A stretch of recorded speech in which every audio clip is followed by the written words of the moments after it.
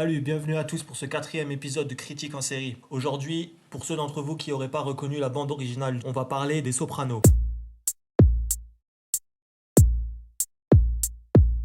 C'est une série créée par David Chase en 1999. Elle aura été diffusée jusqu'en 2007 sur la chaîne HBO. Les mêmes qui avaient déjà pris le risque de diffuser Oz et dont on reparlera bientôt puisqu'ils ont évidemment aussi pris le risque de diffuser une autre série dont je ferai la critique. La série Soprano est composée de 86 épisodes répartis en 6 saisons. On peut noter qu'elle a été récompensée de 21 Emmy Awards et de 5 Golden Globes.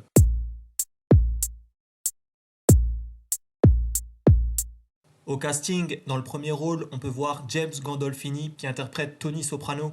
Alors James Gandolfini qui enchaîne les rôles depuis 1987. Pour tout vous dire, je crois que rien que dans la décennie de 1980 à 90, il a une vingtaine de rôles. Presque autant ensuite dans les années qui suivent, de 90 à 2000. De 2000 à 2010, un petit peu moins. Il est en ce moment même à l'affiche du film Killing Them Softly, traduisez La mort douce, aux côtés de Brad Pitt. Le film est sorti tout récemment, le 5 décembre. À ses côtés, on peut voir Eddie Falco, qui interprète Carmela Soprano, sa femme. Eddie Falco qu'on a vu dans Oz, que j'ai critiqué dans le troisième épisode. On peut voir Jamie Lynn Sigler qui interprète Mido Soprano. Robert Hiller qui joue Anthony Soprano Jr. Donc Mido et Anthony sont ses enfants. On rencontre Lorraine Bracco qui interprète le docteur Jennifer Melfi, une actrice exceptionnelle, mais très très exceptionnellement rare aussi en fait, puisqu'on ne la voit que très très rarement dans des productions. On s'en est presque à se demander ce qu'elle fait entre deux films. On s'en souvient évidemment dans son rôle de femme de mafieux dans le film Les Affranchis. Dominique Chianese qui interprète Corrado Junior Soprano. Nancy Marchand qui interprète Livia Soprano. Michael Imperioli et Christopher Moltisanti. On a la sublime Drea de Matteo qui interprète Adriana Lacerva. On peut voir Tony Sirico qui interprète Bolly Galteri. Steven Van Zandt qui interprète Silvio Dante. Alors Steven Van Zandt qui à la base n'est même pas acteur, qui fait partie d'un groupe de rock. En fait, lui a accepté de jouer dans cette série uniquement si son rôle n'éjectait pas un véritable acteur. On peut ensuite voir Vincent Pastore qui interprète Salvatore Bompesiero alias Big Pussy. Alors évidemment je cite pas tout le casting, là c'est vraiment les rôles qui reviennent principalement au fil des saisons, des épisodes. Viendront des autres acteurs plus ou moins connus qui viendront étoffer le casting.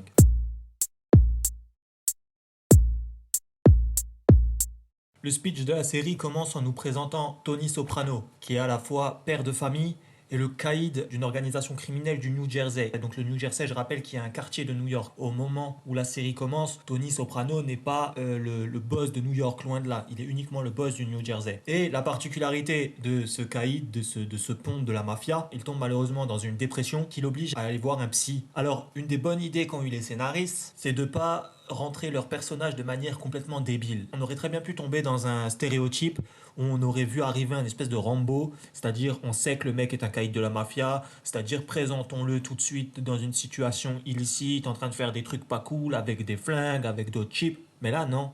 Il y a une intelligence dans la présentation du personnage, puisque vous allez voir, en regardant le premier épisode, vous allez à la limite vous demander si vous vous êtes pas planté de série. On aperçoit un Tony Soprano fatigué, en peignoir, crade le peignoir, qui rentre en dépression, qui sait plus quoi faire avec ses enfants, qui sait plus quoi faire avec sa femme, et qui rentre dans une dépression telle que dès la fin du premier épisode, il se retrouve dans sa piscine à nager avec des canards. Vous voyez un peu l'idée? Des canards sauvages qui ont atterri dans sa piscine, il se retrouve à nager avec. Vous vous attendez sans doute à voir un grand caïd de la mafia new-yorkaise faire ses affaires. Oui, vous allez le voir, mais d'abord vous allez voir un homme normal. Ce n'est que lorsqu'il est dans le bureau de la psy et qu'il commence à parler avec elle qu'apparaissent les traits de caïd et les activités qui vont avec. Et c'est une manière hyper intelligente de présenter le personnage parce qu'en réalité, tout le reste de la série va reposer là-dessus. Le contraste qu'il y a entre le Tony Soprano père de famille, Tony Soprano père de mafia. La série joue là-dessus. Au fil des épisodes, on a une montée en puissance de Tony Soprano en tant que caïd. Il prend le pouvoir,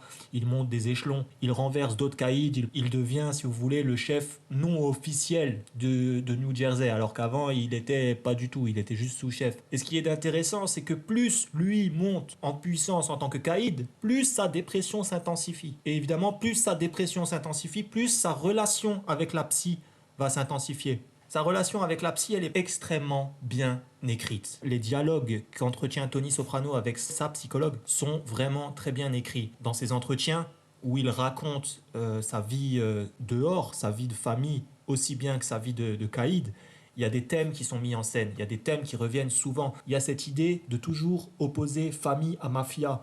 Et les thèmes qui sont abordés vont aussi bien pour l'un que pour l'autre. C'est-à-dire qu'on a le machisme, on a la loyauté, la famille dans le sens large, le sens de l'honneur. Et ce sont des thèmes qui sont aussi bien abordés dans l'angle de la famille que de la mafia. Par exemple, le machisme. La mafia est un milieu qui est présenté comme extrêmement machiste. Mais même dans sa vie de tous les jours, le machisme est présent. En fait, on peut à la limite dire que Tony Soprano est un homme qui est en fait puissant dehors, mais qui sait plus quoi faire de son rôle de père quand il est dedans. Parti comme ça, on peut évidemment se dire que c'est quoi cette série? C'est quoi cette série de tarés? Un caïd qui va voir un psy, qui pleure chez lui, qui est en dépression. Eh ben je vous rassure, en fait cette série est une série à caractère humoristique. Alors pas humoristique comme Friends, on est d'accord, hein, mais il y a de l'humour, un humour qui est distillé du premier au dernier épisode. Il y a que de l'humour, il y a que ça. Rendez-vous compte de la situation. Un caïd qui va voir un psy. Déjà, d'entrée de jeu, le thème fait rire. Mais l'humour, il vient surtout de ses collègues, en fait. De ses collègues de travail, si je peux dire. Les mafieux qui sont présentés dans cette série sont les mafieux les plus cons que vous avez jamais vus. Je veux dire, Tony Soprano est présenté comme quelqu'un de très très intelligent. Mais croyez-moi, ça fait paraître les autres encore plus cons que ce qu'ils sont à la base. On a le personnage Salvatore Big Possi Bonsiero, Sylvie Dante, Poli Galtieri et Christopher Moltisanti. Chacun d'entre eux a un passif particulier, une position particulière au sein de l'équipe. Par exemple, Christopher Moltisanti est le moins gradé. Il est le moins gradé et à cause de ça, au fil des épisodes, c'est celui qui va un petit peu foutre la merde en essayant de prouver des choses. Alors que les trois autres, eux, sont beaucoup plus...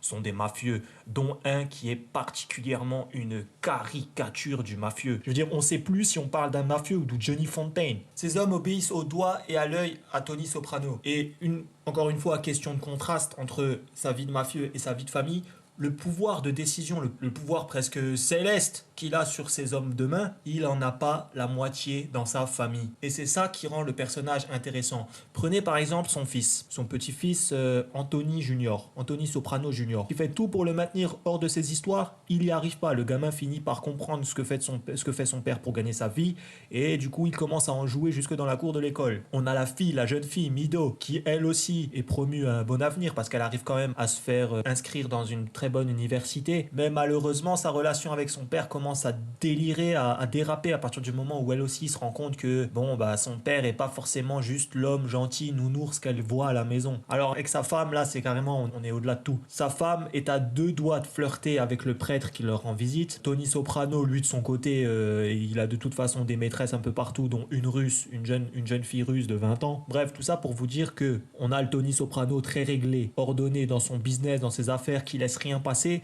on a de l'autre côté le Tony Soprano qui sait plus où est-ce qu'il se situe dans son rôle de père de famille, dans son rôle de patriarche. Cette lutte, elle va sans cesse, d'épisode en épisode, se retrouver chez le bureau du psy. Et ça m'amène à une autre manière qu'ont trouvé les scénaristes de raconter les choses, c'est le rêve. Énormément de séquences sont en fait des séquences de rêve.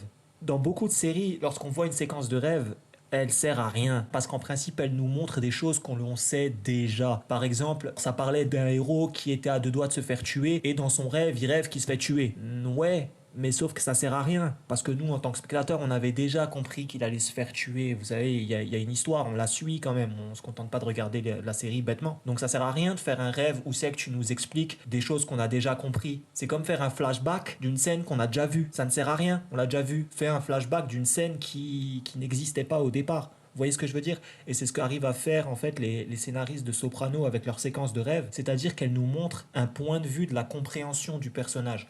Alors je sais, je parle beaucoup de Tony Soprano, mais comprenez bien que la série est entièrement tournée autour de lui. On a évidemment les problèmes des personnages autour de lui, mais au final, tous ces questionnements rejoignent le questionnement de Tony Soprano. D'ailleurs, un moment intéressant de la série, c'est quand l'organisation mafieuse à laquelle il appartient finit par apprendre que l'un de ses caïds va voir un psy. Et la question qui se pose alors, c'est mais qu'est-ce qu'il lui raconte? Qu'est-ce qu'il lui raconte? Est-ce que Tony Soprano est une balance? Bon, là, j'empiète sur la deuxième saison. Il est beaucoup question de balance, de qui parle, de qui ne parle pas au FBI. Ça, je vous laisse découvrir. Tout ce que je vais dire simplement, c'est que cette série, elle est juste terrible. Et d'ailleurs, je suis pas le seul à le penser. Comme je vous l'ai dit, elle a été récompensée par 21 Emmy Awards et 5 Golden Globes. Donc j'invente rien. C'est une série qui scénaristiquement a amené plein de choses. Comme je vous l'ai dit, elle a été diffusée par HBO.